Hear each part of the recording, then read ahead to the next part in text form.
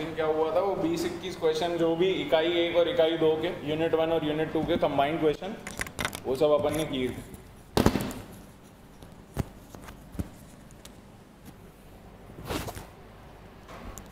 वो ज़रूरी था, वो एक बार आप PDF से चेक करिएगा, बनते हैं तो अच्छी बात है, नहीं बनेंगे तो पूछ लीजिएगा। पर अब ऐसा कभी हुआ आपका कि जैसे कल लाभ हानि छूट गई, तो कल हमने ट्रिक्स वगैरह डिस्कस किए थे, तो समीर तो था कल क्लास में, तो फिर वो वाली ट्रिक्स में अलग से आपको कैसे बता पाऊंगा ना मैम, तो वो छोटी छोटी बातें आप थोड़ा ध्यान देंगे ना। तो यूनिट 1 और यूनिट 2 हमारा कंप्लीट, बचा अब यूनिट 3 और 4। तो यूनिट 3 और 4 में आप सभी को पता है ज्यादातर चर्चा किस चीज की है, ज्योमेट्री की, ठीक है। तो इसे आज हम चालू करेंगे और पूरा हफ्ता ऐसे ही करेंगे, ठीक है, क्योंकि इसके भी आप लोग को कम से कम 8 से 9 प्रश्न इसी टॉपिक के इर्द गिर्द दिखेंगे, ठीक है। कई तरीके की चीजें, और मैं मान के चल रहा हूँ आपको बेसिक सारी चीजें पता है, परंतु मैं थोड़ा रिवाइज कराते हुए चलूंगा। जहां आपको लगे कि यहाँ आपत्ति है तो आप बेझिझक पूछ लीजिएगा, ठीक है। चलिए,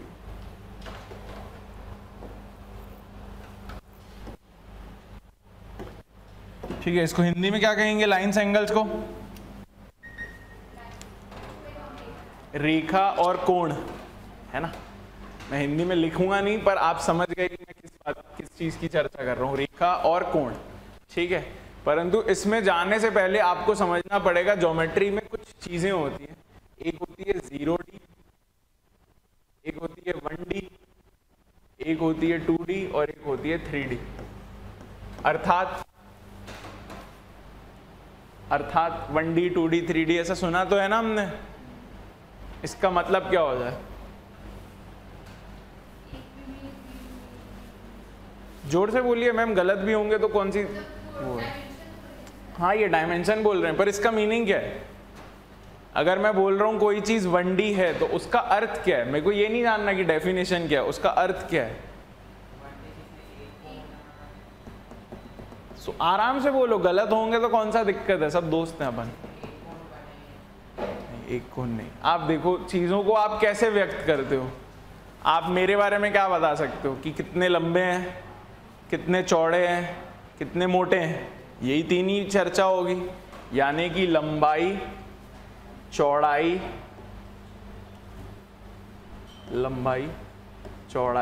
और ऊंचाई। लंबाई, ऊंचाई, चौड़ाई वो सब एक ही बात है।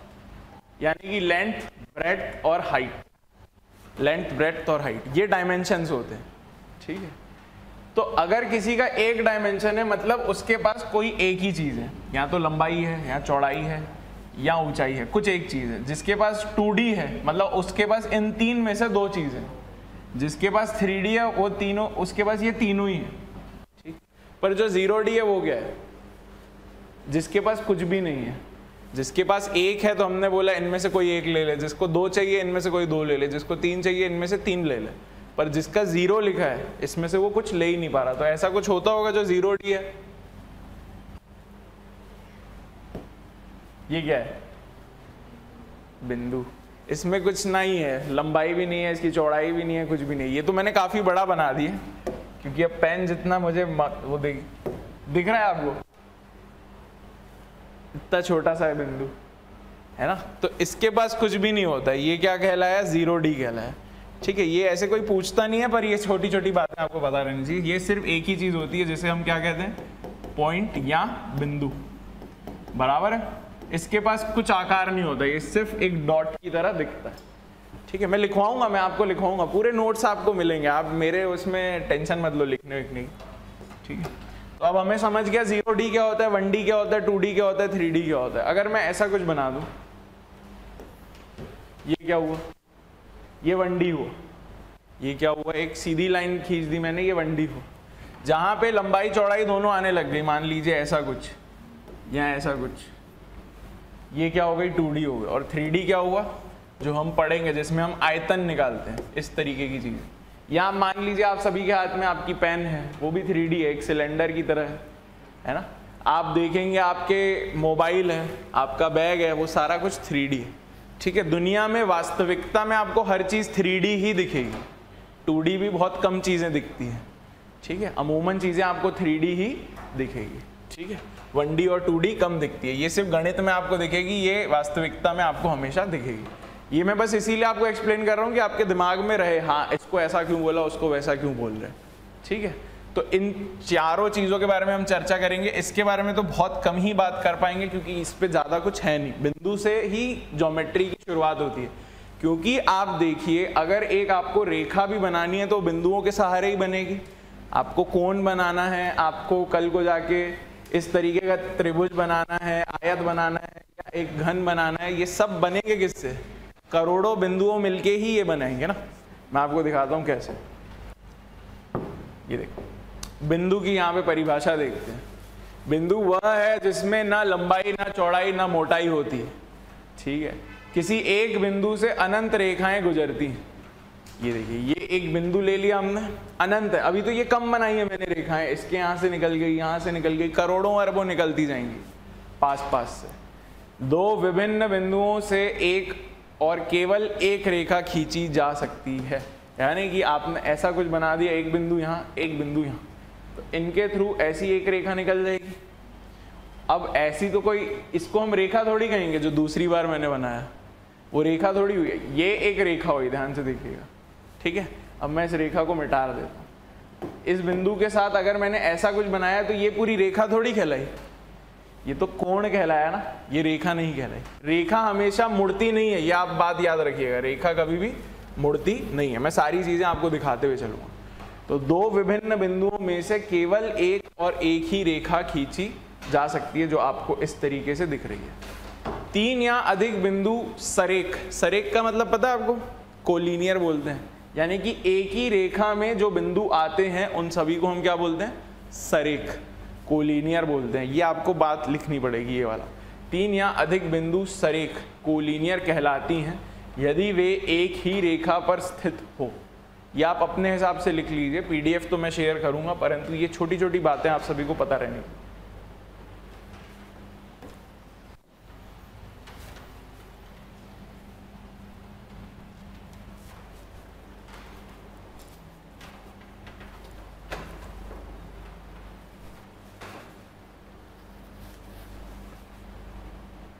ठीक है, अब मैं आपसे एक बात पूछूंगा, मुझे बताइएगा।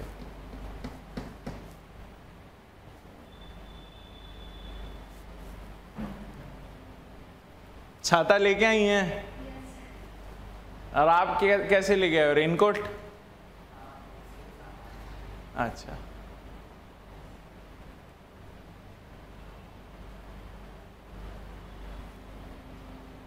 अच्छा, आप और आपका दोस्त साथ में ही आते हो? अच्छा अच्छा अच्छा, पर बारिश में भी रेनकोट वगैरह कुछ तो पहन के आते होगे ना, भीग नहीं जाओगे नहीं तो? वही तो पूछ रहा हूँ। चलिए, अब मेरे को एक बात बताइएगा कि एक अगर सीधी रेखा खींची हुई है तो उसमें कितने बिंदु सरेख होंगे? 2, 3 की अंगिनत?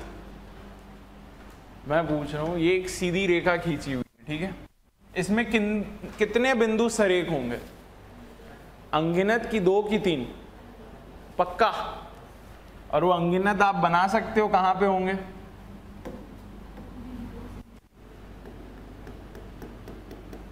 ये ऐसे ही होंगे कुछ? ये तो फिर भी मैं बहुत दूर बना रहा हूं। ये दिख रहे हैं आपको सभी को बिंदु? कहीं ना कहीं एक रेखा इन सारे बिंदुओं को इतने पास पास रहते हैं कि वो ऊपर से ऐसी एक रेखा दिखती है, परंतु है सब बिंदु ही, सारा कुछ बिंदु ही है। तो आपको ये पता रहना चाहिए कि एक रेखा के अंदर अंगिनत सरेख बिंदु होते हैं। ये बहुत आसान सी और एक बहुत ही स्पष्ट बात होगी, ठीक है। अब देखिए यहां पे क्या लिखा है, लाइन यानी कि रेखा, ऐसी सरल रेखा जो दोनों तरफ अनंत दूरी तक बड़ी होती है, यानी कि ये बोर्ड कम पड़ जाएगा, ऐसी चले ही जा रही है, उसका कोई अंत नहीं है, ना उस बाईं तरफ से ना इस दाईं तरफ से। ये बात हम सबको पता रहनी चाहिए। कई बार बच्चा कहाँ कंफ्यूज होता है? रेखा और रेखा खंड में, ठीक है। रेखा क्या है? रेखा अनंत तक चलने वाली एक लाइन है, परंतु जो लाइन सेगमेंट है, जो रेखा खंड है, वो उस बड़ी रेखा का एक हिस्सा है, उस बड़ी रेखा का एक हिस्सा है, एक टुकड़ा है, ठीक है। उदाहरण के तौर पे अगर यहाँ पे हम चर्चा करें, मान लीजिए ये पूरी आपकी रेखा है,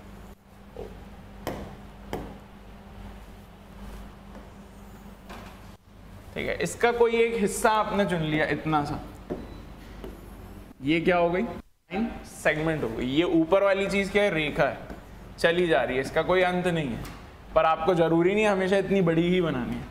इसका एक छोटा हिस्सा, अब देखो दोनों तरफ अंत है इसका, ये और नहीं फैल रही इधर, ये उधर नहीं फैल रही, ये बाईं तरफ नहीं जा रही, वो दाईं तरफ नहीं जा रही, इसे हम क्या कहते हैं, रेखाखंड, ठीक है। छोटी छोटी बातें हैं ये सब, है ना। इसको सेगमेंट भी कहते हैं। सेगमेंट इंग्लिश का वर्ड है, सेगमेंट ये दर्शाता है हिस्सा, यानी कि इसका एक हिस्सा, एक टुकड़ा, ठीक है। आप रेखाखंड भी बोल सकते हैं, आप लाइन सेगमेंट भी बोल सकते हैं, कोई आपत्ति नहीं, ठीक है। ये इस तरीके से दिखेगा आपको। जब आगे एरो बना हुआ है मतलब वो चले जा रहा है, उसका कोई अंत नहीं है, परंतु जब बिंदु बना के खड़ा कर दिया गया उसको, तो मतलब ये यहाँ खत्म हो गई है, इसके आगे इसकी कोई चर्चा नहीं है। तो ये छोटी छोटी बातें आप सभी को ध्यान में रखनी है। पैरेलल लाइंस क्या होती हैं, आप सभी को पता है क्या होती हैं, बताइए क्या विशेषताएं हैं ऐसी इनकी, हाँ बताइए क्या होती है पैरेलल लाइंस। अच्छा आप बताइएगा मैम। एक दूसरे को कभी प्रतिच्छेद नहीं करती, और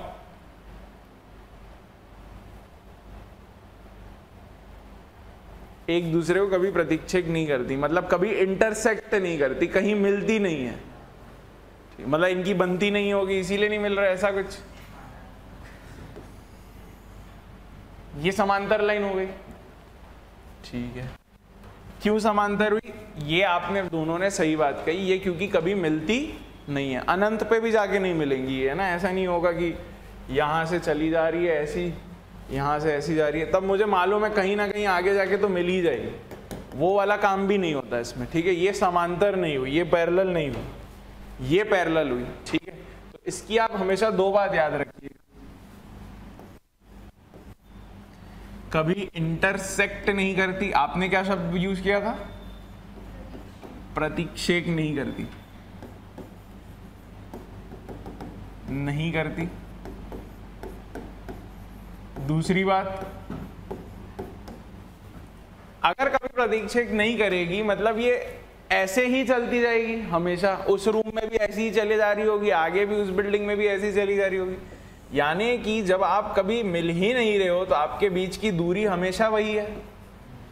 दूरी कम होती है तभी तो हम मिलते हैं ना, है ना। या मिलने से दूरी कम होती है, आप हम ऐसे ही बोलते हैं, परंतु जब आप मिल ही नहीं रहे हैं तो दूरी तो उतनी ही रहेगी।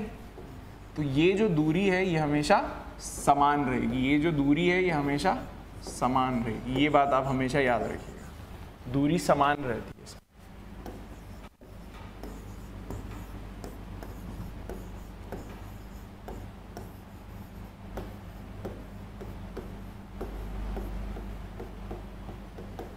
अब मेरे को एक बात बताइएगा, आप सभी को पता है लंब क्या होता है, परपेंडिकुलर, है ना, लंब बोलते हैं ऐसे हम। अगर ये एक ऐसी यहाँ पे परपेंडिकुलर है, अगर ये इसके साथ ये लाइन ने, ये वाली रेखा ने इस रेखा के साथ 90 डिग्री बनाया तो इसके साथ भी 90 ही बनाएगा, ठीक है। ये आप सभी को पता रहना चाहिए, किन के लिए, जो भी समांतर रेखाएं होती, जो भी पैरेलल लाइंस होती। तो ये छोटी छोटी बातें अगर हमें पता है तो फिर आगे हमें तकलीफ नहीं होगी, ठीक है। तो ये मैं आपको दे भी दूंगा, जब आप देखेंगे आप बैठ के इसमें नोट्स लिख सकते हैं। एक तल की दो भिन्न रेखाएं समांतर कहलाती हैं, कोई भी बिंदु उभयनिष्ठ, यानी कि ये वही बोल रहा है जो आप बोल रहे थे मैम, इंटरसेक्ट नहीं करती हैं, तो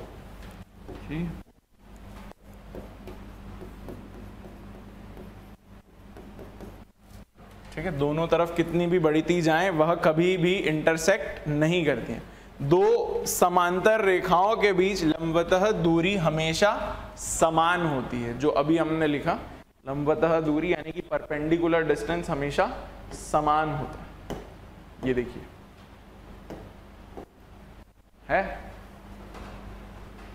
लंबवतर डिस्टेंस यानी कि परपेंडिकुलर डिस्टेंस हमेशा समान रहता है। और अगर आपको कभी दर्शाना है कि दो रेखाएं आपस में पैरेलल हैं या समांतर हैं तो उसके लिए एक साइन होता है, वो साइन आप सभी को पता रहना चाहिए, ऐसा।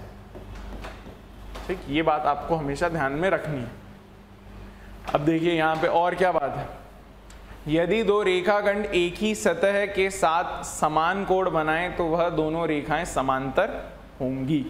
ये बात आप अपनी कॉपी में लिखेंगे ड्रॉ करके, ये जरूरी बात है। यदि दो रेखाखंड एक ही सतह के साथ समान कोण बनाएं तो दोनों रेखाएं समांतर होंगी।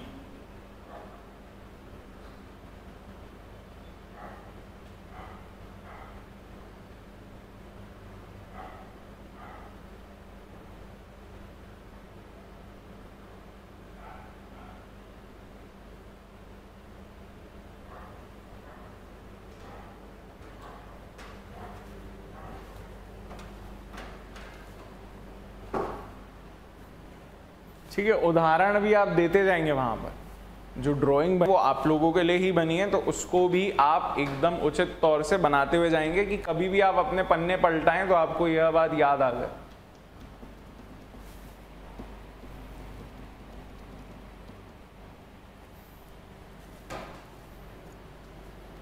ठीक है, अब मैं कुछ छोटी छोटी बातें पूछूंगा तो आप बता लेंगे सब, है ना? चलिए, बहुत बढ़िया।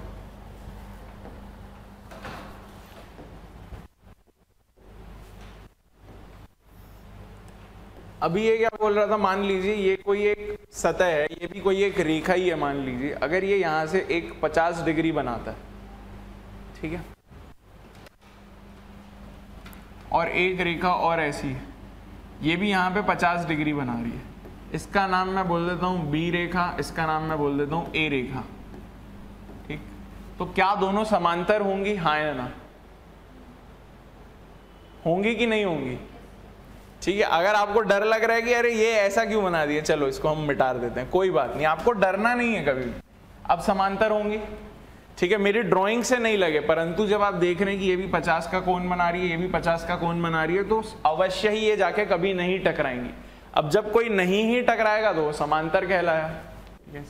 अब इसको ऐसा भी बना दे तो ये इस रेखा का आगे का ही हिस्सा तो है। जब ये रेखा कभी नहीं टकराएगी तो ये भी कभी नहीं टकराएगी, है ना, क्योंकि इसका भी ऐसा हिस्सा आगे बना होगा एक अपना। ठीक है, तो आपको बस ये बात ध्यान रखनी है कि अगर समान एंगल बन रहा है किसी भी एक सतह पे, ये सतह हो सकती है, रेखा हो सकती है, तो कभी भी वह आपस में समांतर ही कहलाएंगी। ठीक है, वह रेखाएं समांतर ही कहलाएंगी अगर वो समान कोण बनाती हैं तो। अब मेरे को एक छोटी सी बात बताइएगा, अब मैंने ऐसा कुछ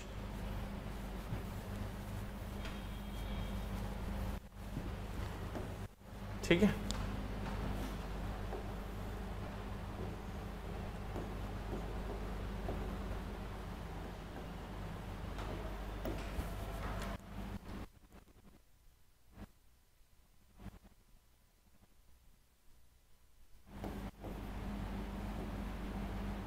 चलो अभी ऐसे ही पूछता हूं। अब मेरे को बताइए आरपी और पीक्यू समांतर हुई कि नहीं हुई? हो गई। ठीक है, अब आप ये दिमाग में मत बैठा लीजिएगा कि ऐसी ही सतह होगी तभी समांतर होगी, नहीं। आपको हमेशा मानना है किसी भी एक सतह या रेखा पर अगर कोई दो रेखाएं समान कोण बनाए तो वे अवश्य ही क्या रहेंगी? समांतर रहेंगी, कभी भी नहीं जाके टकराएंगी। ठीक है, और इनके बीच की दूरी हमेशा समान रहेगी, बराबर रहेगी। जो भी लंबवत दूरी होगी, जो भी परपेंडिकुलर डिस्टेंस होगा, हमेशा समान होगा। ठीक है ना? ये समीर, माफ करना, भूल गया नाम तुम्हारा, क्या नाम था? समीर ना? हाँ, मैं वो बार बार भूल जाता हूँ यार तुम्हारा, कभी मेरे को ना लगता है संजय नाम है, संजय नाम है, मैं भूल जाता हूँ। ठीक है, अब मुझे बताना, मैं आपको कह रहा हूं ये 30 डिग्री है मान लीजिए, ठीक है, ये ए बी है, और मैंने ये आपको दे दिया ये सी डी है, ठीक है, और यहां पे आपको कोण कितना होगा तो आप बता देंगे कितना होगा? 30, क्योंकि समान कोण बना रहा होगा तभी तो वो समांतर है। तो आपको अगर अपने घर से कोचिंग आने आता है तो आपको कोचिंग से घर भी जाना आना चाहिए। ठीक है, तो अगर आपको पता है कि कोण समान है तब समांतर कहलाएंगी, तो आपको ये भी समझना है कि समांतर है तो कोण समान रहा होगा, तो ये भी 30 डिग्री रहा होगा। ठीक है, तो ये छोटी छोटी चर्चाएं आप सभी को दिमाग में क्लियर रहनी चाहिए। अब देखिए कोण कब बनता है? कोण कभी भी तब बनता है जब दो रेखाएं आपस में टकराएंगी, है ना। समझो ये एक रेखा आ रही है, एक रेखा ये आ रही है, ये एक कोण बन गया, एक कोण इधर भी बनेगा, पर वो मैं आपको दिखाऊंगा। परंतु अभी आप ये समझिए कि दो रेखाखंड है, मान लीजिए, ठीक है, दो रेखाखंड है, रेखा मत मानिए, रेखाखंड है, लाइन सेगमेंट है। ये जब भी यहाँ पे टकराएंगी किसी एक बिंदु में, तो आपको दिखेगा कि हाँ इनके बीच में कुछ तो कोण बन रहा है, इनके बीच में कुछ कोण बन रहा है। ठीक है, इसी को हम क्या कहते हैं? कोण या एंगल। आप जो भी बोलना चाहें बोल सकते हैं, मैं एंगल कहता हूं, आप कोण भी कह सकते हैं। यदि दो रेखाखंडों या किरणों का एक ही अंत बिंदु, यानी कि यही दोनों का अंत बिंदु है, यहीं आके टकरा रही हैं हो, तो इससे बनी आकृति को कोण कहते हैं। अंत बिंदु कोण का शीर्ष वर्टेक्स कहलाता है। ठीक है, इसे वर्टेक्स भी कहते हैं, इसे वर्टेक्स भी कहते हैं। ठीक है, अब कोण का नाम कैसे दिया जाता है? क्या आपको पता है कि कोण का नाम कैसे दिया जाता है? कोण का नाम कैसे दिया जाता है? देखिए, इसको दोनों आप कह सकते हैं, यानी कि ए से आने वाली चीज जो बी होते हुए सी पे जा रही है, तीन चीजें लगेंगी आपको एक कोण को बताने में, क्योंकि ये एक रेखा के दो बिंदु, इस रेखा का ये वाले दो बिंदु है ना, ये दोनों समान बिंदु हैं, तो आपको कुल मिला के तीन बिंदु दिखने चाहिए। आपको कभी भी अगर ये बताना है कि एंगल बी की आप चर्चा कर रहे हैं, मान के चलिए इसको, तो आप कैसे लिख सकते हैं? एंगल ए बी, यानी कि ए से होते हुए बी पे आया फिर सी पे गया, तो बीच पे वही चीज आती है जो कोण की आप चर्चा कर रहे हैं। इसी को आप ऐसे भी कह सकते हैं, एंगल सी बी ए, यानी कि सी से होते हुए बी पे आए जिस कोण की चर्चा कर रहे हैं, फिर हम ए पे गए, तो इसको दोनों कहना उचित होगा। क्लियर है? अब आपको लगेगा कि सर ये तो बहुत फालतू सी बात है, आप सीधा एंगल बी कह दीजिए इसे, ऐसा मन में विचार आएगा अवश्य, पर आपको आगे जब हम त्रिभुज में देखेंगे ना चीजों को, तब आपको लगेगा हाँ हाँ हाँ, नाम देना तो बहुत ज्यादा जरूरी है। एक छोटा सा उदाहरण देता हूं।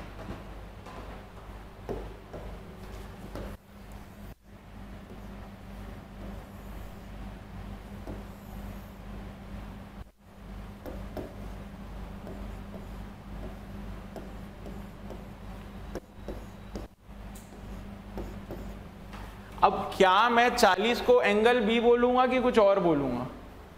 अगर मैं बोलता हूं एक नौसिखिया होके कि चल यार एंगल 40 जो है वो बी के बराबर है, तो मेरे से कोई दूसरा नौसिखिया पूछेगा ना 30 को क्यों नहीं एंगल बी बोल रहा तू? और कोई पढ़ा लिखा बोल देगा 70 को क्यों नहीं एंगल बी बोल रहा है तू? कोई भी कुछ भी बात कर सकता है ना, तो हम कैसे जवाब देते हैं? इसीलिए आपको कभी भी किसी एंगल को या कोण का नामांकन करना है, तो आप देखिए, अगर मेरे को 40 की चर्चा करनी है तो 40 वाला हिस्सा कौन सा है? ये वाला। अब आप देखिए बना कैसे होगा, ए बी फिर कहाँ गया? डी पे, तो इसे मैं कहूंगा एंगल ए। चर्चा कौन से एंगल की हो रही है? ये वाला। कहाँ पे है वो बिंदु? बी, और फिर ये कहाँ चला गया? ये वाला एंगल बन के डी की तरफ। इसको मैं क्या करूंगा? Angle A B D. इसको आप ये भी कह सकते हैं एंगल डी बी ए, इस तरीके से भी कह सकते हैं, कोई दिक्कत नहीं होनी चाहिए। ठीक, अब देखिए 30 वाले को फिर इसी तरीके से हम क्या कहेंगे? सी बी डी या डी बी सी, यानी कि एंगल 30 को हम क्या कहेंगे? सी से आना हुआ बी वर्टेक्स, जहां पे वो कोण बन रहा है वो बीच में आएगा, फिर वो कहाँ चली जाती है चीज? इधर आ जाती है डी। ठीक है, 30 वाला एंगल बना और ये चीज यहां आ गई, है ना, तभी 30 वाला एंगल इन दोनों के बीच में दिख रहा है, इन दोनों रेखाओं के बीच में दिख रहा है। इसको आप चाहें तो एंगल डी बी सी भी कह सकते हैं, कोई दिक्कत नहीं। ये बात आपके लिए स्पष्ट है? ठीक है, अगर आपको कंफ्यूजन होती है ना, तो ये एक उदाहरण आप अपनी कॉपी में लिख लीजिएगा, आपको कभी भी दिक्कत नहीं होगी नामांकन करने में, क्योंकि कई बार एंगल बी लिख देता है, अब हमें समझने ही नहीं आएगा एंगल बी किसको बोल रहा है, 40 को बोल रहा है, 30 को बोल रहा है, कि ये पूरे बड़े कोण को बोल रहा है। ठीक है, तो आपको अच्छे से इसका नाम लिखना है, आपको अच्छे से इसका नाम लिखना है।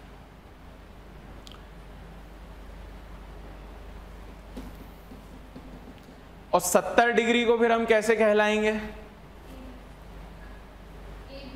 एंगल ABC या CB, क्योंकि जो 70 बन रहा है वो पूरा इन दोनों के बीच में AB रेखाखंड और BC रेखाखंड के बीच में। तो 70 डिग्री की अगर हमें चर्चा करनी रही तो वह AB रेखाखंड और BC रेखाखंड के पूरे बीच का 70 है ना।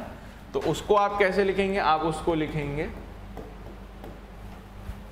एंगल A, B पे मिलना हुआ, B पे कोण बना, फिर C पे आ गया, या आप इसको ऐसे भी लिख सकते हैं एंगल CBE। ठीक है, ये छोटी छोटी बातें हमें पता रहनी चाहिए, नहीं तो फिर आगे जब हम काम करेंगे तो हमें दिक्कत होती।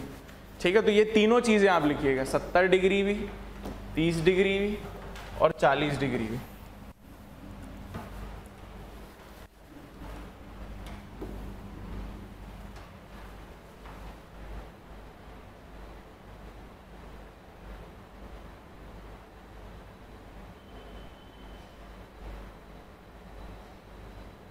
ठीक है, मनीषा मैम डन है।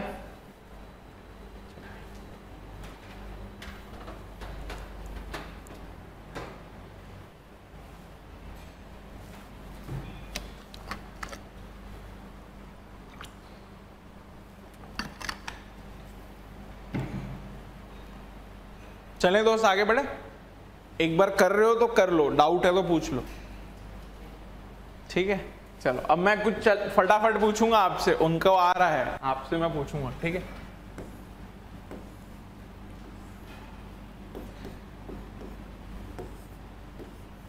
इस एंगल को क्या कहेंगे? मेरे को बताना कौन सी बात सही होगी। ZYX,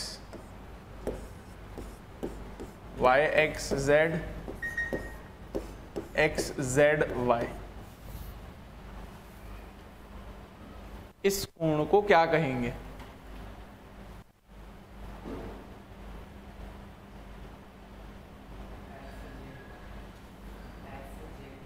हाँ, XZY। यानी कि आप देखो कौन सी दो खंडों के बीच में, XZ और YZ के बीच में, Z 2 बार आ रहा है ना, तो बस Z बीच में आ जाएगा। आपको ड्राइंग से समझना है तो आप देखिए, ये ऐसा आया होगा और ये इतना बन के यहां निकल गया, ऐसा आया और यहां निकल गया, तो बीच में ये आपको कोण दिख रहा है। आप देखिए चालू कहां से हुआ? X से। बना कहां पे वो कोण? हमेशा बीच में आएगा, Z पे। फिर किस तरफ चला गया? Y की तरफ।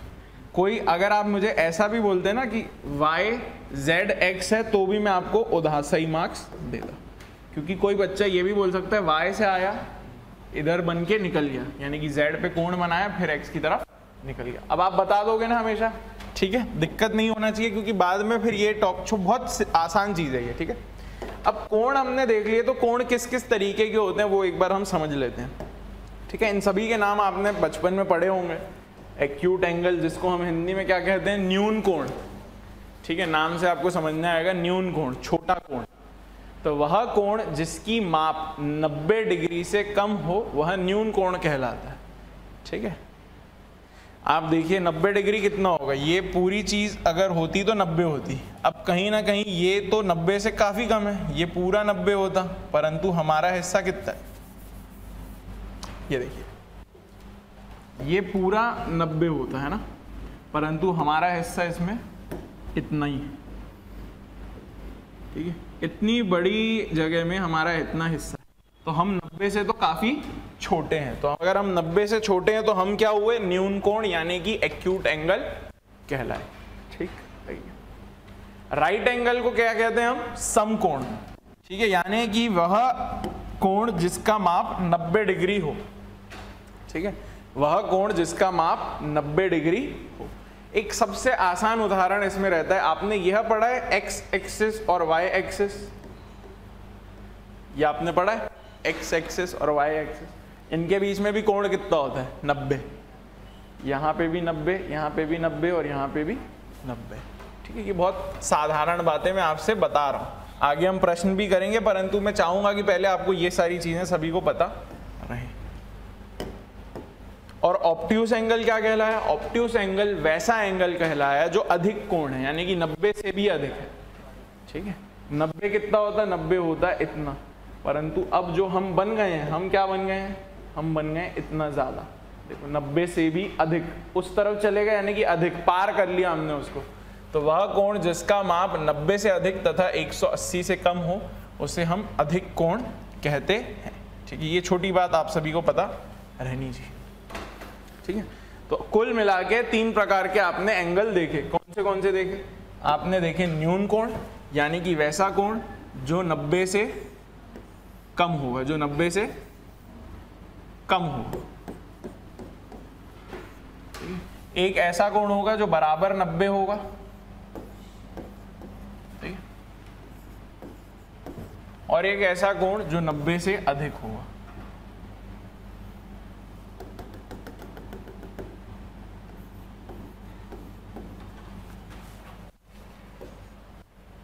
ठीक है, ये न्यून हुआ एक्यूट, ये राइट हुआ समकोण, ये ऑब्ट्यूज हुआ क्या बोलते हैं? अधिक कोण। ठीक है, सबके नाम खुद ब खुद आपको सारा कुछ बता करके दे देंगे। अब स्ट्रेट एंगल क्या होता है? यानी कि रिजु कोण, रिजु बोलते हैं इसको, सही पढ़ रहा हूं? रिजु कोण। तो ये वह कोण होता है जो किसी भी एक रेखा के बिंदु पर बनता है। यह वह कोण होता है जो किसी भी एक रेखा के बिंदु पर बनता है। ठीक है, अब देखिए इसने क्या लिखा है? वह कोण जिसकी माप 180 डिग्री हो उसे रिजु या सरल कोण कहते हैं। ठीक है, नाम से समझना आएगा, स्ट्रेट एंगल है तो स्ट्रेट लाइन पे ही बनता है, स्ट्रेट रेखा पे ही बनता है। ठीक है, अब देखिए ये स्ट्रेट रेखा बच्चा क्या सोचता है? ऐसी ही दिखेगी जिंदगी भर, ऐसी बात नहीं होती। ठीक है, आपको समझना है, यहाँ पे बहुत छोटी सी एक बात कह रहा हूँ आप सभी से। ये तो ऐसा दिख गया, मान लीजिए इस एक बिंदु की चर्चा कर रहा हूँ, तो इसके इर्द गिर्द कितना एंगल बनेगा? 180 डिग्री बनेगा। ठीक है, मैंने अगर आप बात कर दी कि ये रेखा ऐसी ना दिखते हुए ऐसी दिखे, और इस किसी बिंदु की मैं चर्चा कर रहा हूँ, तो भी ये पूरा कोण कितना होगा? 180 ही होगा। अब मैं बोल रहा हूँ ये रेखा अब ऐसी दिख रही है, इस बिंदु की चर्चा कर रहा हूँ, तो ये एंगल कितना होगा? 180 डिग्री होगा। यानी कि रेखा सीधी है अगर, ठीक है, सीधी है अगर, किसी भी सतह पे रहे, ऐसी सतह पे रहे, ऐसी सतह पे रहे, ऐसी सतह पे रहे, फर्क नहीं पड़ता, परंतु उस पे कोई भी बिंदु होगा तो उसके इर्द गिर्द कितना कोण बनेगा? 180। बात बराबर है? ठीक है, अब छोटी सी एक चीज पूछूं आपसे, बताएंगे दोनों?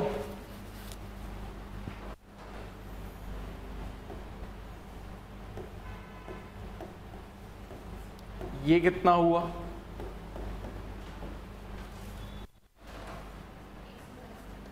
हाथ खड़े कर दिया। 110, ठीक है ना? क्यों? क्योंकि अब आपको पता है कि इस रेखा के इस बिंदु में एक स्ट्रेट एंगल बनेगा, यानी कि सरल कोण बनेगा। सरल कोण कहाँ बनेगा?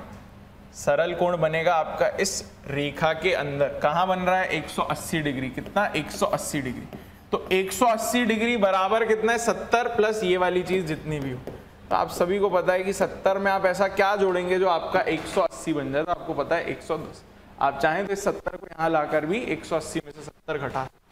ठीक है, पेपर में इतना आसान नहीं दिखेगा, पेपर में कुछ इस तरीके का दिख जाएगा। मान लीजिए 40, 50, और अब आपसे पूछेगा ये कितना हुआ। ये बहुत आसान प्रश्न पूछ रहा हूं मैं आपसे। ठीक है, आपका आ गया। एक कोण है 40, दूसरा है 50 और तीसरा आपको निकालना है। कितना आ रहा है? 90। बहुत बढ़िया, 90 आ रहा है।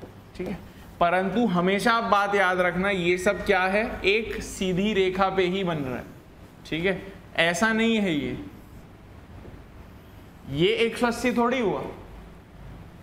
ये क्या एक पूरी सीधी रेखा है? नहीं, ये एक अलग सीधी रेखा, ये एक अलग है। मैंने क्या बताया? रेखा कभी भी मुड़ती नहीं है, ऐसी जा रही है तो ऐसी ही जाएगी। उसका मन करा कि चल यहाँ कोई अच्छा है, इधर मुड़ जाऊं, ऐसा थोड़ी होता है ना?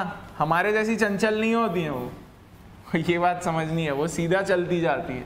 ठीक है, जब भी आपको लगे कि अरे ये तो कुछ मुड़ गया, तो यहाँ एक कोण जरूर बनेगा, परंतु कोण कब बनता है? 2 रेखा खंडों के कारण एक कोण बनता है। यानी कि ये एक अलग रेखाखंड है, ये एक अलग रेखाखंड है। ये छोटी छोटी बातें आपको पता रहनी चाहिए। ठीक है, क्योंकि ये किताबों में नहीं लिखी रहेंगी, परंतु ये आपके दिमाग में फिट रहनी चाहिए।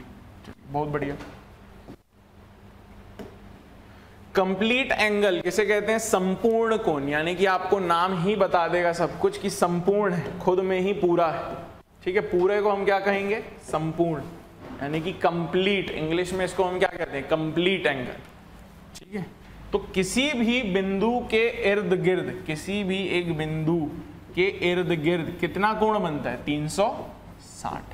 अब आप सोचिए कि जो भी आप बचपन से पढ़ते हैं कि वृत्त के केंद्र पे 360 डिग्री कोण बनता है, तो वो इसी कारण बनता है क्योंकि किसी भी केंद्र पे, किसी भी एक बिंदु के इर्द गिर्द कितना कोण बनेगा, 360। ये बात हमें हमेशा पता रहनी चाहिए। ठीक है, अब आप देखिए इसके इर्द गिर्द अगर मैं आपसे कुछ छोटी बात पूछ लूं तो आप सब बता पाएंगे कि नहीं?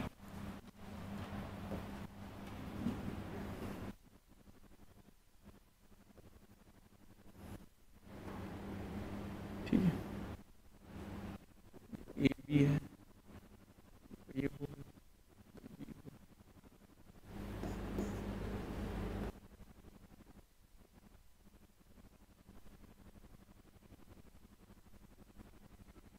ठीक है, ये सीधी रेखा नहीं है, क्योंकि सीधी रेखा रहती तो कुल मिला के जोड़ 180 आता। ये सीधी रेखा नहीं है, मैं खुद बता रहा हूं आप। अब आपसे पूछ रहा है ये वाला कितना होगा, एक 110 दिया, एक 80 दिया, एक 60 दिया है। अब आपसे पूछ रहा है ये कितना होगा। ठीक है, ये आपको बताना है।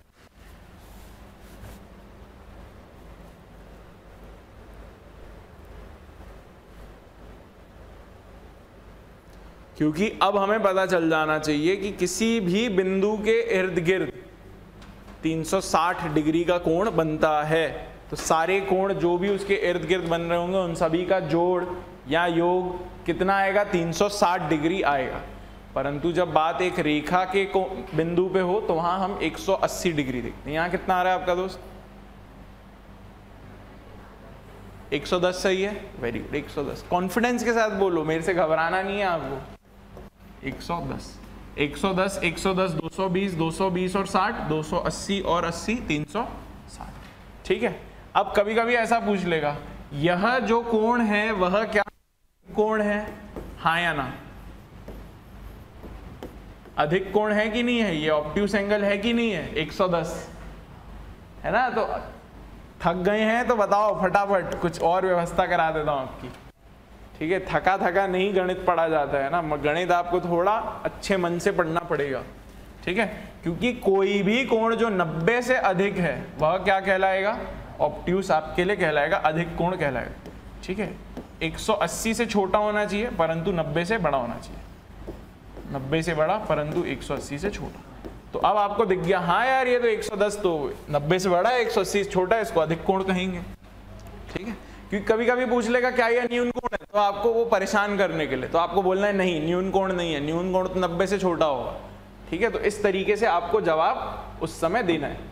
ये वाली चीज में काफी बार बच्चा परेशान होता है। क्या लिखा है देखिए, पढ़िए, कॉम्प्लीमेंट्री एंगल और सप्लीमेंट्री एंगल, यानी कि पूरक कोण और संपूरक कोण। यदि दो कोणों की मापों का योग 90 डिग्री हो तो उन्हें पूरक कोण कहते हैं। ठीक है, यदि दो कोणों की माप का योग 180 डिग्री हो तो उसे हम संपूरक कोण कहते हैं। अब देखिए, हिंदी में तो नाम काफी अच्छे हैं, पूरक और संपूरक, परंतु जब इंग्लिश में बच्चा मेरे से पूछता है कि सर कॉम्प्लीमेंट्री एंगल 180 होता है कि 90, मैं कंफ्यूज हो गया। तो हमें हमेशा इस बात से याद रखना है, सी पहले आता है दुनिया में कि एस? सी, मतलब सी दुनिया में एस से छोटा हुआ तो 90 छोटा हुआ कि 180? 90। तो छोटी चीज छोटे के पास, बड़ी चीज बड़े के पास। ठीक है, तो ये हम अपने लिए इंग्लिश में ऐसे याद रखते हैं इसको, पर इसमें तो नाम ही काफी है। पूरक से ज्यादा होगा संपूरक, तो संपूरक 180 को दर्शाएगा और पूरक 90 को दर्शाएगा। ठीक बात है, ये आप लिख लीजिए कॉपी में, दोनों बात बहुत जरूरी है क्योंकि ये आगे काम आएगी और इसके आधार पे प्रश्न भी बनते हैं।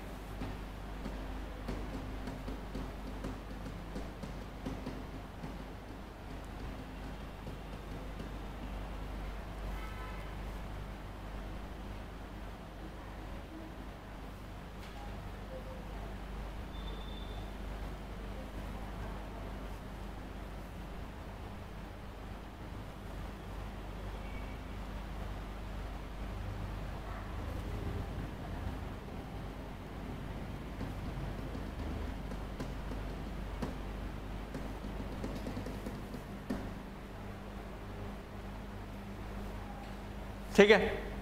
अब मैं आपको बोल रहा हूं दो पूरक कोण हैं, दो पूरक कोण एंगल का अनुपात है। अब आप सोचेंगे अनुपात कहां से आ गया सर? 5:1, तो वह कोण कितने कितने होंगे? तब वह कोण क्या होंगे? कोण क्या होंगे? ठीक है, इसमें कहीं ई उ ए की मात्रा गलत हो तो माफ करिएगा उसके लिए, परंतु प्रश्न आप समझ गए हैं। कोई भी दो पूरक कोण, ठीक है, कॉम्प्लीमेंट्री एंगल का अनुपात 5/1 है, तो वह कोण क्या होंगे? आ गया आपका मैडम? बढ़िया।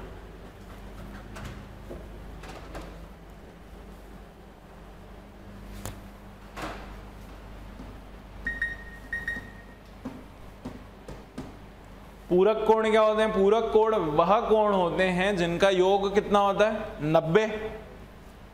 तो दो कोण हैं, एक कोण ए होगा, एक कोण बी होगा, इनका अनुपात क्या है? 5/1। तो ये क्या हुआ? 5x, और ये क्या हुआ? x।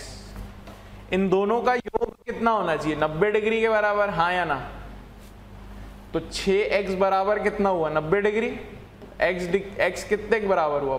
90/6, 15।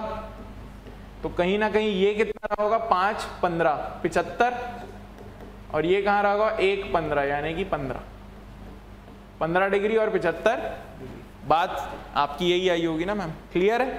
तो ऐसे प्रश्न पूछे जा सकते हैं। मैं अब एक पूछूं, तुरंत दोगे आंसर? चलो बहुत बढ़िया। दो पूरक कोण का अनुपात है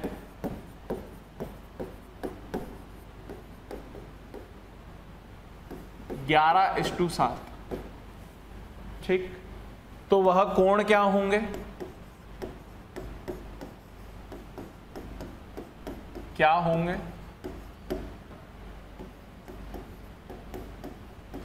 और उनका अंतर कितना होगा?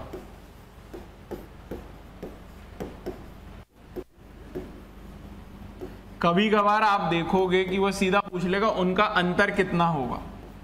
ठीक है, मैं दोनों चीजें आपको बताऊंगा कैसे आप डायरेक्टली निकाल सकते हैं। चलिए आप पहले ट्राई करिए। आ गया है मैडम आपका? आप क्यों आते हैं क्लास में फिर?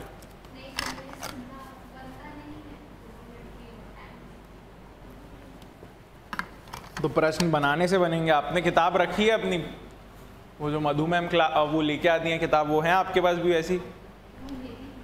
अच्छा सॉरी। तो आप बनाते नहीं होगे उसमें से? कभी डाउट तो नहीं पूछा आपने ऐसा कल भी अलग से आके? डाउट नहीं आता इसका मतलब आपको?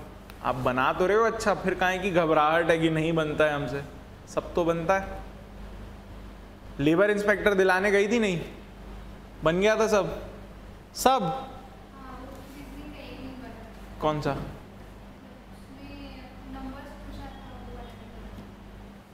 सर गोला गोला गोला गोला बना था, क्या आया था उसका? 6 आया था। अच्छा, फिर क्या नहीं बना था आपसे? PQR?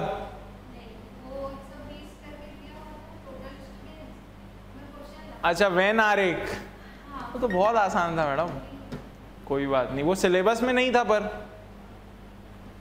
कोई बात नहीं, वो बन गया था। 1/97 वो वाला प्रश्न बना था आप लोगों से? ऐसा था ना एक प्रश्न आप लोग के लिए पेपर में, 1/97 शायद 96, 95, 97, हाँ, और एक ऐसा था 97, 96 और 98। हाँ ये बन गया था पक्का? क्या उत्तर लिखे हो इसमें आप लोग? अच्छा मेरे को बताओ ना, इनमें से सबसे बड़ा कौन है? मैं इसको बोल रहा हूँ A, मैं इसको बोल रहा हूँ B, मैं इसको बोल रहा हूँ C। कौन सा सबसे बड़ा है? B सबसे बड़ा है? सोच के बताइएगा।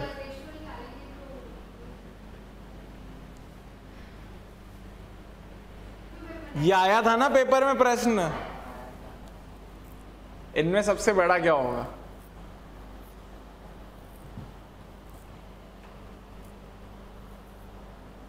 इसमें अभी जो मुझे दिख रहे हैं उसमें सबसे बड़ा ए है, फिर सी है, फिर बी है।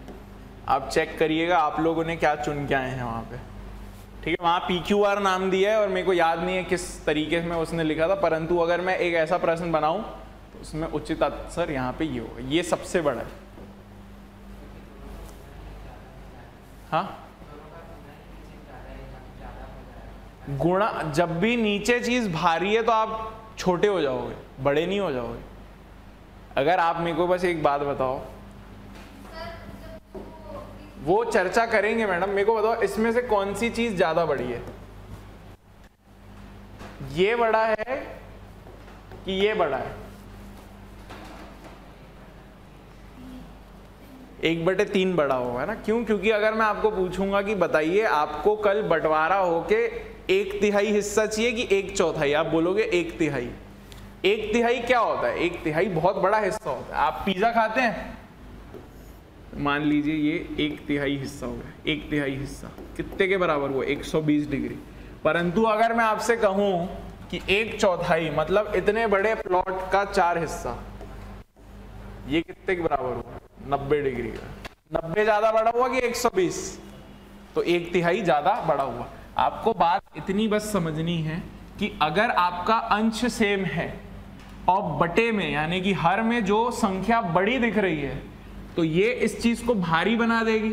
भारी बच्चा छोटा रह जाता है कि नहीं? भारी बच्चा छोटा रह जाता है कि नहीं?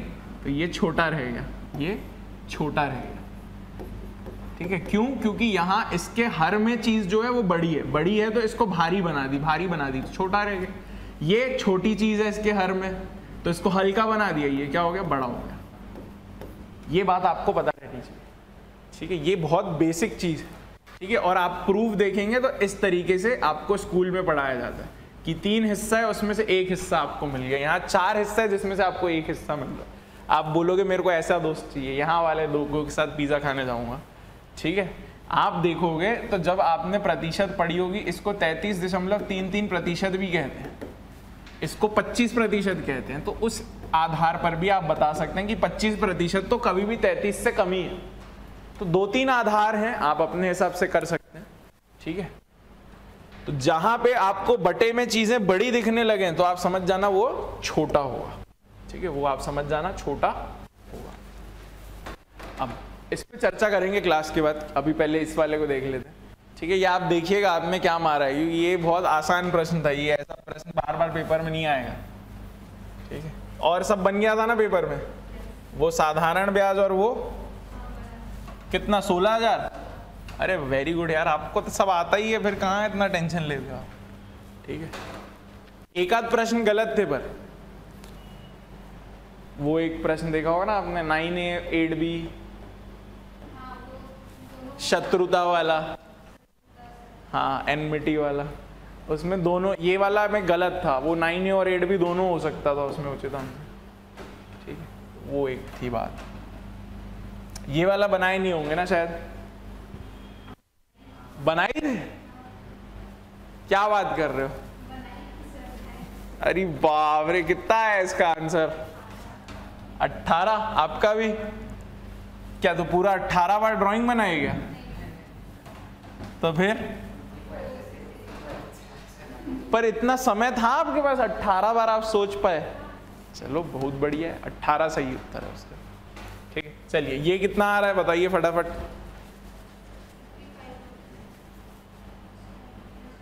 हाँ आप बताइए ना क्या आ रहा है? 55-35, बहुत बढ़िया। क्योंकि आपने देखा एक 11 एक 7 है, यानी कि 11x और 7x, इनका जोड़ कितना हुआ? 18x बराबर 90। क्यों 90? क्योंकि पूरक है, ठीक है। हमेशा पूरक नहीं दिया रहेगा, कभी संपूरक भी दिया रहेगा। तो x का मान कितना है? 5। ये 55 रहा, ये 35। कभी कभी क्या होगा ना, देखो कभी कभी आपसे क्या बोल देगा सीधा, अंतर बताइए इसका।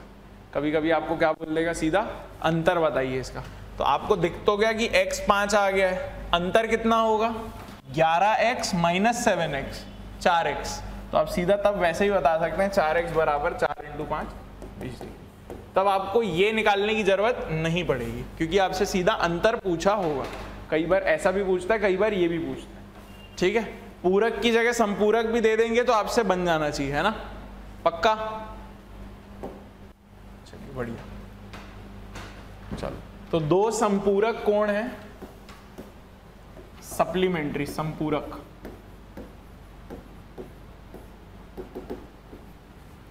अनुपात है इनका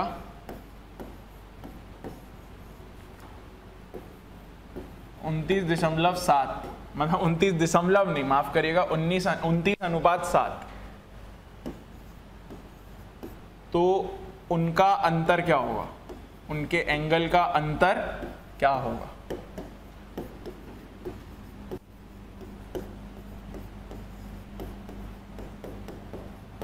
मधु मैम दिलाई थी कि नहीं पेपर? तो कैसा था, ठीक था पेपर? छत्तीसगढ़ी गाना वाना पूछ दिए थे बोल रहे हैं, फुल गा के बताई वहां पे कि कैसा बन गया था आप लोग से छत्तीसगढ़ी गाना? अच्छा अच्छा, पर इजी था, रीजनिंग वगैरह सब इजी था।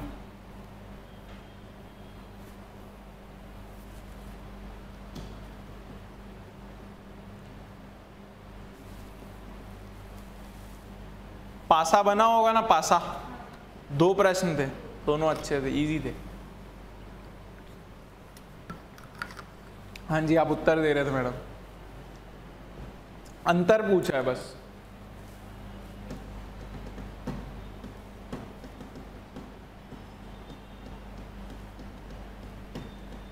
क्या आ रहा है अंतर? 110। बहुत बढ़िया, फिर कहाँ घबरा रहे हो आप लोग।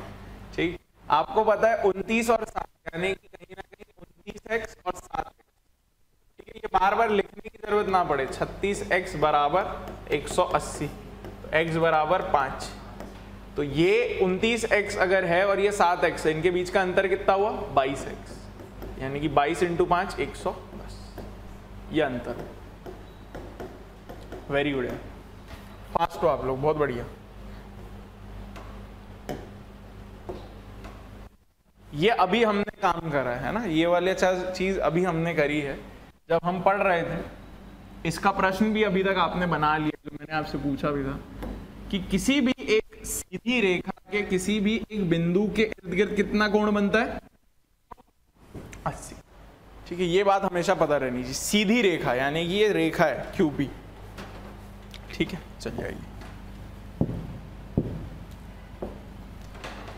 पहले इसको पढ़ते हैं, फिर मैं आपको ड्रॉ करके समझाता हूँ। ठीक है, शीर्षाभिमुख, हाँ शीर्षाभिमुख बोलते हैं, पर ये बहुत आसान है। मैं इसको VOA बोलता हूँ, वर्टिकली अपोजिट एंगल, क्योंकि इतना समय तो है ही नहीं कि हम भी इतना लंबा लंबा बोले। VOA कहते हैं, वर्टिकली अपोजिट एंगल। मैं आपको समझा रहा हूँ होता क्या। दो कोणों का VOA युग्म कहते हैं यदि उनकी भुजाएं विपरीत किरणों के दो युग्मों में हैं। ठीक है, आइए समझते हैं। मैं ड्रॉ करके आपको समझाता हूँ। अगर आप लिखना चाहते हैं तो आप इस ड्राइंग को बना के लिख सकते हैं, परंतु मैं इससे बहुत अच्छी चीज आपको बताऊंगा।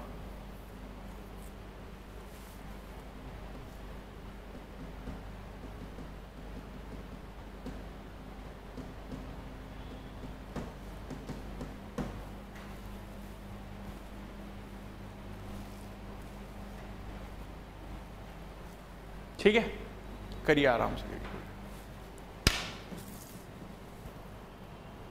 कोडिंग डिकोडिंग बन गया था ना? बस वो एक मैन आरेख वाला नहीं बना था मेरे ख्याल से, जिसमें 120 छात्र दिए थे, क्रिकेट के 40-46 इस तरीके का जो दिया हुआ था, समझ गया। वो आसान था मैडम, वो बनाना था आपको मैन आरेख। वो रीजनिंग का हिस्सा है, वो गणित का हिस्सा नहीं।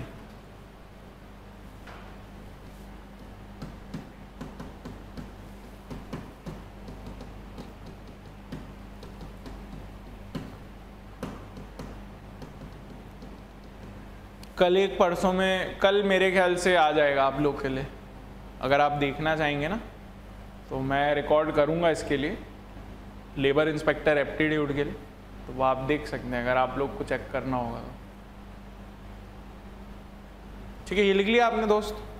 हो क्या रहा है यहाँ पे, कहीं ना कहीं दो रेखाएं, ठीक है, ये एक रेखा चले जा रही है चले जा रही है। अब दूसरी रेखा अगर आप इससे आके टकरा गई तो आप देखिए एक कोण तो यहां बना, इसके सामने कौन सा कोण है वो आप बताएंगे मेरे को। एक कोण यहां बना, एक कोण यहां बना और एक कोण यहां बना, ठीक बात है। अब मेरे को बताइए ये जो लाल वाला कोण आपको दिख रहा है इसके सामने कौन है? सामने का मतलब होता है अपोजिट, यानी कि अगर मैं ऐसे खड़ा हूं तो आप ऐसे खड़े हो गए तो मेरे से बात करोगे ना भाई। एक बंदा ऐसे खड़ा है, ये उसका चेहरा है, तो दूसरा बंदा भी तो ऐसे ही खड़े होके बात करता है ना, आमने सामने, यानी कि अपोजिट। तो अगर ये लाल कोण है इसके सामने कौन है? इसको घूर कौन रहा है? ये घूर रहा है ना, नीला वाला, ठीक है। तो ये क्या कहना चाह रहे हैं, ये बहुत ही सरल भाषा में आपसे सिर्फ ये कह रहे हैं ये जितना होगा ये भी उतना ही होगा, जो सामने आपको दिखेगा वो एक बराबर होगा। तो आप कहेंगे सर ये हरे वाले के सामने इसको तो ये सफेद वाला घूर रहा है, तो बात सही है, ये दोनों भी कोण आपस में सेम होंगे, ठीक है। बस यही कहा जा रहा है, बस यही कहा जा रहा है। परंतु ये अगर लाइन ए बी है, ये पूरी एक सीधी रेखा है, ये पूरी एक सीधी रेखा है, उस सीधी रेखा के किसी बिंदु पे ये बातचीत हो रही है, ये सब एक दूसरे को आमने सामने वहां देख रहे हैं, ठीक है। ये कभी मत समझिएगा कि ये बिंदु और ए ये एक अलग रेखा है, ये बिंदु और बी अलग रेखा है, नहीं, वो अलग बात है। वो अगर रहेगा तो वो प्रश्न आपको खुद से बताएगा। ये भी सी है अगर, और ये अगर डी है, तो ये भी पूरी सी डी एक सीधी रेखा ही है, ठीक है। आप ये मत समझिएगा कि सी और बिंदु अलग है, बिंदु और डी अलग है, नहीं, सी डी एक सीधी रेखा है। ये बिंदु पे ये दोनों रेखाएं आपस में इंटरसेक्ट करती है। इंटरसेक्ट का क्या वर्ड था? हाँ, प्रतिच्छेद करती हैं, ठीक है। तो आपको उस तरीके से समझना है, ठीक है। सामने, आमने सामने, आप बस देखना कि आपको कौन घूर रहा है। ये लाल वाले को ये घूर रहा है तो ये इसके बराबर हुआ, तो कल को अगर ये 50 हुआ तो ये भी कितना होगा? 50, ठीक है। अब आप सोचिए कि CD जो है वह एक सीधी रेखा थी, और सीधी रेखा के किसी भी बिंदु के इर्द गिर्द कितना कोण बनता है? 180। तो ये 50 हुआ तो खुद ब खुद ये 130 हो गया, बराबर। इसके सामने कौन है? ये कितना होगा? 130, ठीक। आप इसको ऐसे भी निकाल सकते हो कि ये अगर 130 आ गया, ठीक है। अब आप थोड़ा ऐसे भी सोच सकते हो, अगर आप थोड़ी जिंदगी में फन करना चाहते हो, आप बोलोगे सर ए बी भी तो एक सीधी रेखा है, ये बिंदु तो इस रेखा के लिए भी एक, ये सीधी रेखा ए बी में इस बिंदु के इर्द गिर्द भी तो 180 बनेगा। तो अगर ये 130 है तो ये कितना हुआ? 50। तो आप ऐसे भी निकाल सकते हो। फिर आपको देखना है तो आप ऐसे भी देख सकते हो कि अरे CD भी तो एक सीधी रेखा है, इस बिंदु के इर्द गिर्द कितना बनेगा? तो ये अगर 50 है तो ये 130 हो। आपको जैसे बनाना है आप बनाइए, बस आपकी सरलता के लिए ये बात लिखी जाती है कि कभी भी दो सीधी रेखाएं आपस में टकराएं, यानी कि इंटरसेक्ट हो, तो जो आमने सामने के कोण होते हैं, जो एक दूसरे को घूर रहे रहते हैं, वो बराबर रहते हैं, वो बराबर रहते हैं। आपको जैसे बनाना है आप बनाइए, मैंने तरीके इसमें 3-4 बता दिए, ठीक है। मैं बहुत ज़्यादा इसमें हेडेक नहीं पालता हूँ, मेरे लिए बस यही सीधी वाली रेखा काम करती है कि मैं हमेशा इसके इर्द गिर्द 180 बनाता हूँ और फिर मैं निकालते रहता हूँ। आपको जैसे ठीक लगे वो आप कर सकते हैं।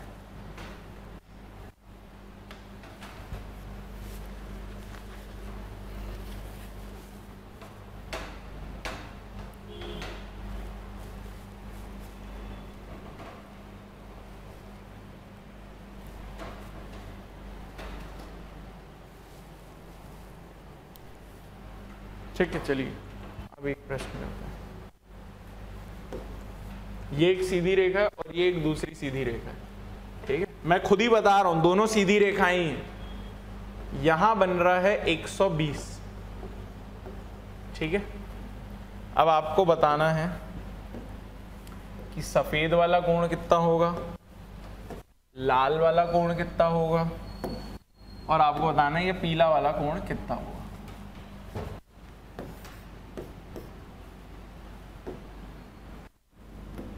ठीक है, तीनों आ जाए तो मेरे को बस आप बता दीजिएगा।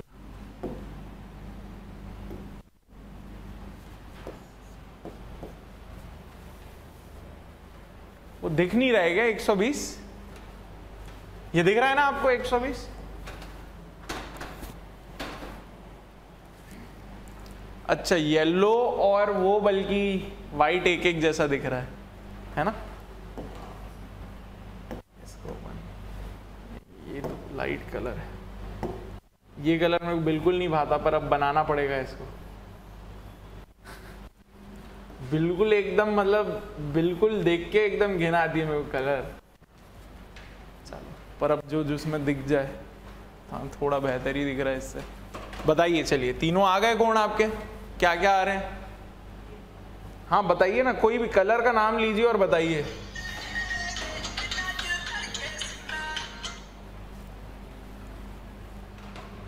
सबसे पहले बताइए लाल वाला कितना होगा?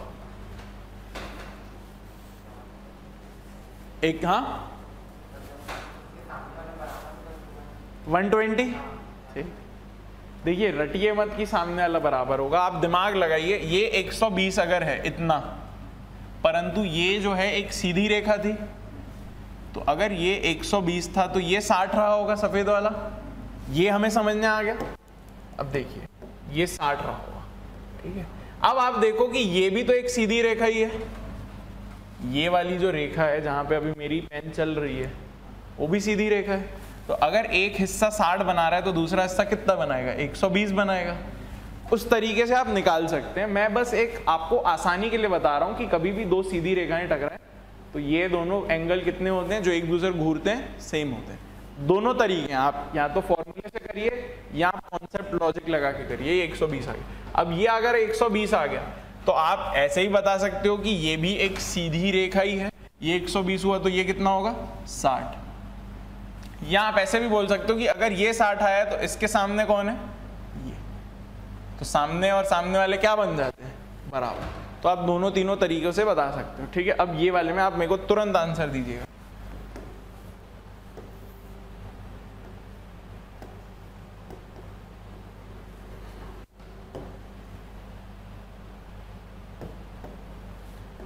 ये कितना होगा? अगर ये 85 है तो ये कितना होगा?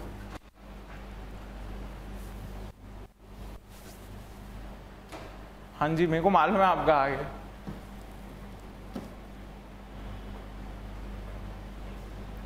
$95। ये 85 है, इन दोनों का जोड़ 180 होना है, तो ये कितना होगा? 95 होगा ना? गलत जोड़ रहे हो क्या दोस्त? 85 में ऐसा क्या जोड़ोगे जो 180 बन जाए? तो आपको मालूम है 95 जोड़ना है, ठीक है। छोटी छोटी गलतियां नहीं करेंगे।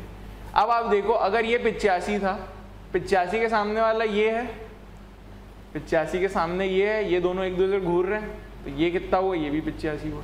95 के सामने वाला कौन है? ये है, ये भी 95। बात बराबर है, ठीक है। अब बना लेंगे इस तरीके के प्रश्न, बहुत बढ़िया। हम सभी को पता है परपेंडिकुलर क्या होती है। परपेंडिकुलर यानी कि 90 डिग्री का कोण बनाने वाली रेखा, ठीक है।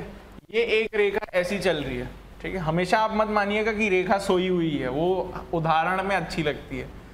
तो अब आप देखिए कि एक ऐसी रेखा आनी चाहिए जो इसकी सतह के साथ 90 डिग्री का कोण बनाए। तो ऐसी कुछ आएगी तभी 90 डिग्री बनेगा, है ना। तो ये आपको समझना है, वैसी रेखा जो किसी पहले ही दी गई रेखा के साथ में 90 डिग्री का कोण बनाए, उनको हम कहते हैं परपेंडिकुलर लाइंस या लंब, ठीक है। जैसे उदाहरण के तौर पे एक AB सीधी रेखा है, CD एक ऐसी रेखा आती है जो इसके साथ 90 डिग्री का कोण बनाती है, ठीक है। तो हम क्या कह सकते हैं? CD को कह सकते हैं AB के परपेंडिकुलर, या BA को कह सकते हैं CD के परपेंडिकुलर, ठीक है। आप देखोगे इस BA लाइन की नजरिए से देखोगे तो उसके लिए ये चीज CD परपेंडिकुलर है, परंतु आप CD रेखा के बारे में सोचोगे तो आप देखोगे ये जो BA लाइन है इसके साथ 90 डिग्री बना रही। आप आगे से देखिए, पीछे से देखिए, बात एक बराबर है। क्लियर है? अब ये एक थोड़ी सी जरूरी चीज, इसके इर्द गिर्द एक बार प्रश्न आ चुका है, समझने की कोशिश करिए। पहले ये बना लीजिए आप अपनी कॉपी में, फिर मैं पॉइंट लिखाता हूं आपको।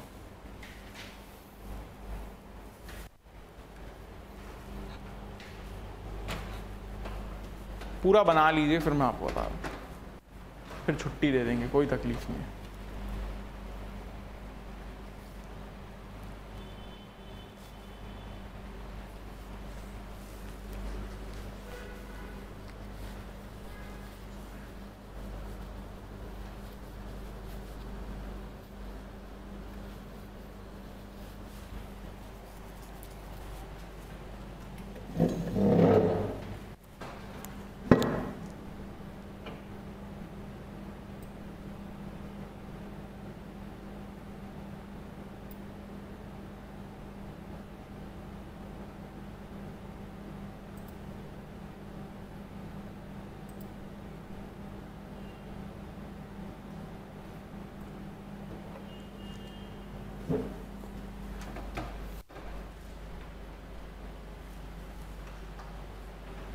ठीक है, नाम अच्छे से दीजिएगा।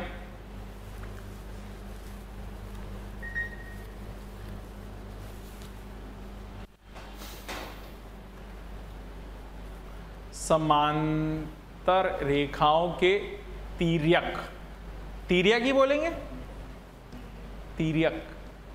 इसे हम इंग्लिश में मालूम क्या कहते हैं?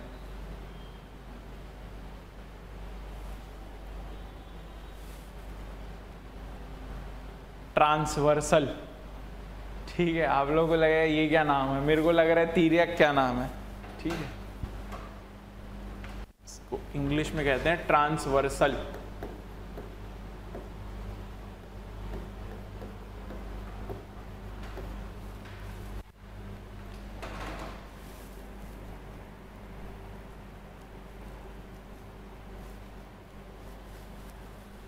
ठीक है, ये बना लीजिए, फिर मैं आपको 2-3 जरूरी बातें यहाँ पे बताता हूँ। ठीक है, अब देखिए, ट्रांसवर्सल कहिए या तिर्यक कहिए, वो आपके ऊपर मैं छोड़ता हूँ, नाम में ऐसा कुछ खास रखा नहीं है। काम क्या है उसका वो देख लीजिए। ए बी और सी डी दिखने से दिख रही हैं आपको कि समांतर है, पैरेलल है। तो कभी भी कोई पैरेलल जोड़ी हो या पैरेलल 3 रेखाएं हो, पैरेलल 4 रेखाएं हो, वो तो कभी काटेंगी नहीं एक दूसरे को। परंतु एक बाहर का व्यक्ति एक बाहर रेखा काट दे तो वह क्या कहलाती है? तिर्यक कहलाती है या ट्रांसवर्सल कहलाती है। मान के चलिए ऐसी रेखाएं हैं पैरेलल, ठीक है, ये तो कभी एक दूसरे को टकराएंगी नहीं।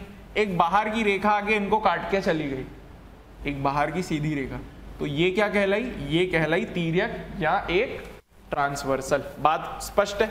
अब देखिए होता क्या है, अब ये टकराएगी तो जरूर कहीं ना कहीं कोण बनाएगी और बहुत सारे कोण बनाएगी। तो अब इन कोणों को आप देखिए कि कैसे हम निकालते हैं, क्या क्या प्रॉपर्टी हमें लगानी। ठीक है, ये एक है, एक आप देखिए इसके समान का एक एंगल मुझे पहचानना है। एक के जैसा कोई एक दिखेगा, 5 दिखेगा, 6 दिखेगा, 7 दिखेगा, या तो 8 दिखेगा। हमें पहचानना है कौन सा दिखेगा। आपको पता है कौन सा दिखेगा? एक के जैसा कौन है इन चारों में? 5 है, 8 है, 7 है कि 6 है? सोच के देखिए। 5 है, दिखने से दिख रहा है, परंतु एक तरीका बता रहा हूं आपको, आप हमेशा कभी भी कंफ्यूज नहीं होंगे। अगर ये 1 लिखा है मान लीजिए, तो यह इस रेखा के ऊपर है, तो अब मुझे ऐसा ही एक कोण चुनना है जो ऊपर की तरफ हो। तो 5 हो सकता है या 6 हो सकता है ना? अब देखिए ये जो 1 वाला कोण है ये इस तिर्यक के इस तरफ है, दाईं तरफ।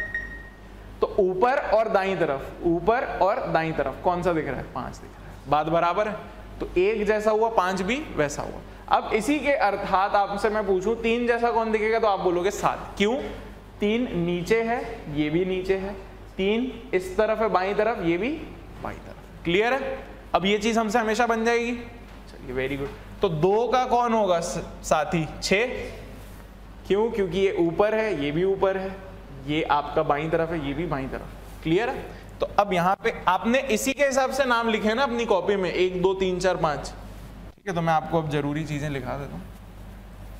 आप फिर ये लिखिएगा बाजू में, एंगल 1 बराबर एंगल 5, ठीक है, एंगल 2 बराबर एंगल 6, एंगल 3 बराबर एंगल 7 और एंगल 4 बराबर एंगल 8। ठीक है, मैं क्या लिखता हूं इसके लिए? S S. एस एस, यानी कि सेम सेम, दो बार सेम सेम। दो बार सेम सेम क्यों? क्योंकि ये एक तो दाईं तरफ था, ये भी दाईं तरफ था, तो एक बार सेम हो गया। ये ऊपर था, ये भी ऊपर था, दो बार सेम हो गया। तो हरकतें कैसी हैं इनकी? हरकतें ऐसी है कि दो दो बार सेम सेम होते हैं, दो दो बार सेम सेम चीजें दिखाते हैं। ठीक है, तो मैं एस एस लिख देता हूं अपने दिमाग के लिए कि ठीक है, मुझे पता रहे कि मैं ऐसा क्यों लिख रहा हूं कि 1 बराबर 5 हुआ। तो फिर मैं जब देखता हूं एस एस तो मुझे समझ में आता है, अच्छा ये ऊपर था, ये भी ऊपर था, एक बार सेम हो गया, ये दाईं तरफ था, ये भी दाईं तरफ है, दो बार सेम हो गया। ठीक है, अब आप देखिए यहाँ पे जरूरी बातें क्या है। अभी हमने थोड़ी देर पहले VOA पढ़ा, वर्टिकली अपोजिट एंगल। ठीक है, ये ए भी एक रेखा है, ये वाली एक रेखा है, ये अब देखिए दो सीधी रेखा एक बिंदु पे मिलती हैं अगर, तो जो आमने सामने होते हैं वह बराबर होते हैं, वह बराबर होते हैं। तो एंगल 1 बराबर एंगल 3 होगा, एंगल 2 बराबर एंगल 4 होगा। ठीक है, VOA वर्टिकली अपोजिट एंगल। ठीक है, उसी हिसाब से 6 बराबर 8 होगा और 5 बराबर 7।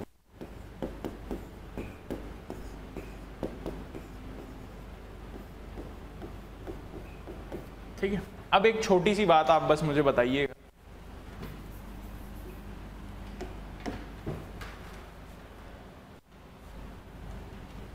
एक और 4 का जोड़ कितना होगा? 180, क्योंकि ये PQ एक सीधी रेखा है जिसके बिंदु के इर्द गिर्द कितना बनेगा? 180।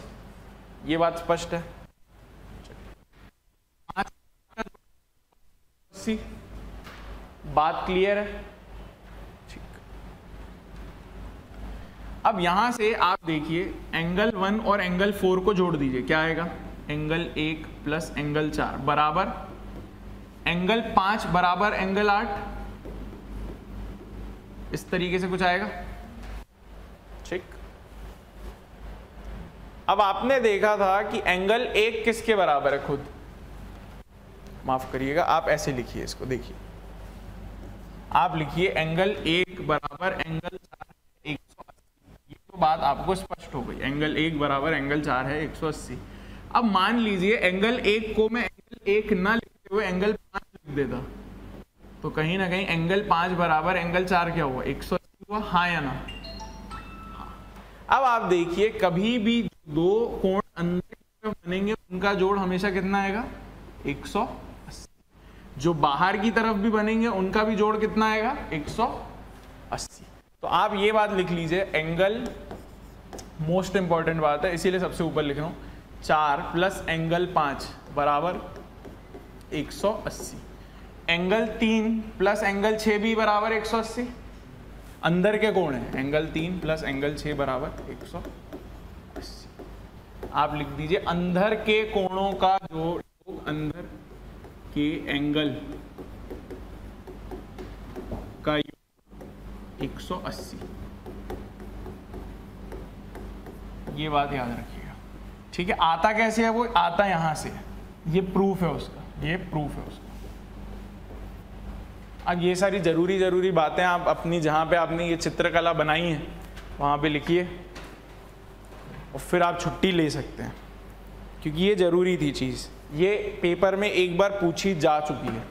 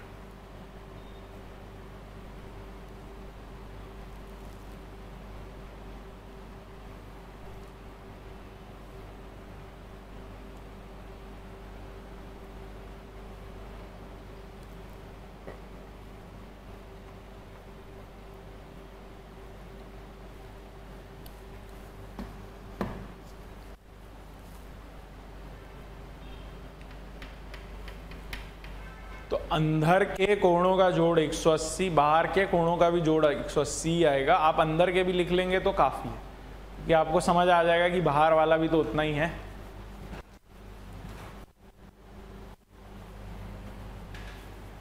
हो गया मैडम?